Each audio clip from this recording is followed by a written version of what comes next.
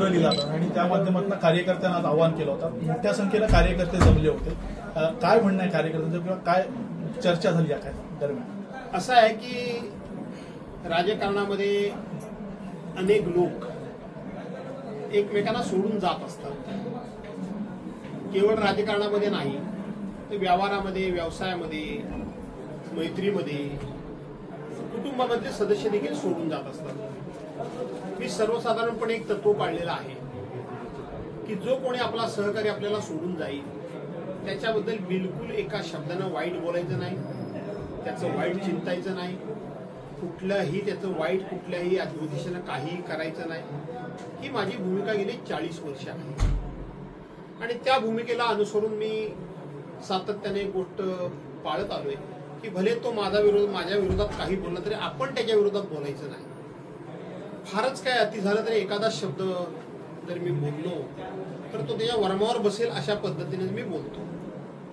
परंतु नुकताच या ठिकाणी एक पक्षप्रवेश झाला. काही मंडळी ही शिंदे सेनेमध्ये गेली. हे आमचे जुने सहकारी गेले ठीक आहे, परंतु त्यांना कोणतरी खूप मोठा अशा पद्धतीचा एखादा मार्गदर्शक त्यांना भेटलेला दिसतोय आणि त्यांनी माझ्याबद्दल काहीही न बोलता भावनिक अशा पद्धतीचं वातावरण निर्माण करण्याचा प्रयत्न केला. त्यांनी काय सांगितलं की भास्कररावांच्यावर आमचा राग नाही. भास्कररावांनी आमच्या भागात करोड रुपयाची कामं भास्कररावांनी केलेली आहेत. ते आमच्या अनेक अडीअडचणीला, प्रसंगाला प्रत्येक वेळी उपयोगी पडलेले आहेत. हे सगळं करत असताना माझ्या आयुष्यामध्ये मी करोड रुपयाची कामं केली, परंतु ही कामं करण्याकरता म्हणून कोणालाही 5 पैशाचा कधीही तोशीस लागू दिलेला नाही. आणि मग तरी देखील आम्ही भास्कररावांना सोडून गेलोय. ते सत्य करता गेलोय, लोकांच्या विकास कामांकरता गेलोय, अशा पद्धतीने त्यांनी चर्चा सुरू केली.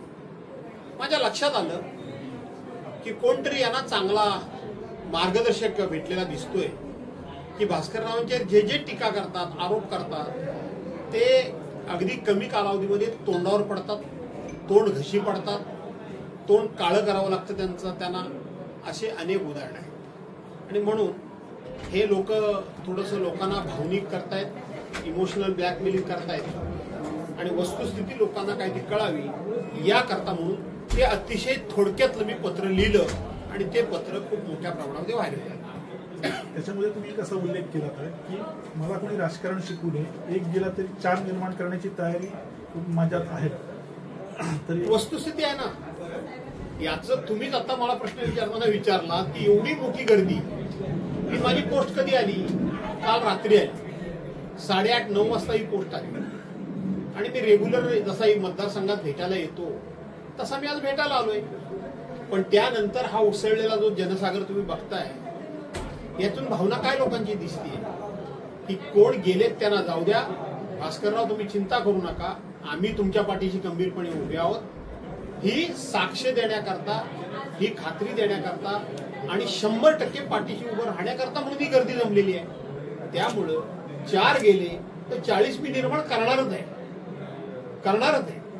आता तर मी अधिक ताकदीनं काम करणार आहे, ही वस्तुस्थिती आहे. सर, निवडणुकीच्या पार्श्वभूमीवरती एक जिल्हा परिषद उपाध्यक्ष आणि सलग 3 टर्म निवडून आलेले एक सदस्य त्या पक्षामध्ये गेल्यानंतर किती आव्हान वाटतं तुम्हाला? आव्हान कोण कुठे गेला म्हणून आव्हान काय असेल त्याची येणारी निवडणूक उत्तर देईल. आजच मी काय कोणाबद्दल उत्तर देण्याची काय आवश्यकता नाही. त्यामुळं जे कोणी 2-2 वेळा निवडून आले, 3 वेळा कोण निवडून नाही आलं, कोणी जे कोणी 2 वेळा निवडून आले म्हणून सांगताय त्यांना जाऊन विचारा. महिला पडली तरी तुम्हालाच उमेदवारी, पुरुष पडला रिझर्वेशन तरी तुम्हालाच उमेदवारी, ओबीसी पडला, पुरुष पडो महिला पडो ते तुम्हालाच उमेदवारी, ओपनची पुरुष पडो महिला पडो तुम्हालाच उमेदवारी. तुम्हाला उमेदवारी सातत्याने देत असताना तुमच्या पाठीशी खंबीरपणे उभं राहण्याचं आम्हीच काम केलंय. याचा अर्थ तुम्ही गेलात म्हणून काय आमची पुण्याई पूर्णपणे संपली असं जर कोणाला काय वाटत असेल तर तशा भ्रमात कुणी राहू नये. सर, राजकीय प्रश्न